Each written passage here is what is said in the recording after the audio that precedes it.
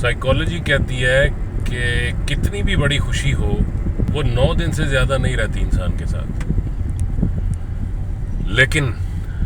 جب آپ باعث بنتے ہیں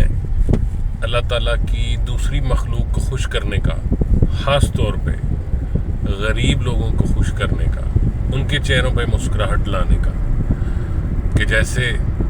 حضور صلی اللہ علیہ وسلم نے جب دوسروں کی مدد کا بتایا تو ایک بہت عظیم کام، بہت بڑا کام یتیم بچوں کے سر پہ ہاتھ رکھنے کا ہے۔ تو ان کی آپ کا کوئی ایسا عمل جس سے ان کی خوشی حاصل ہو، خاص طور پہ غریبوں کی، اور ان میں خاص طور پہ یتیم بچوں کی، تو سوچئے کہ وہ خوشی کتنی دیر رہنے والی ہے، اور سب سے بڑھ کر اس کا عمل کتنی دیر تک رہنے والا ہے، اور اس عمل کا جو نتیجہ ہے وہ کتنا اسٹرانگ ہونے والا ہے،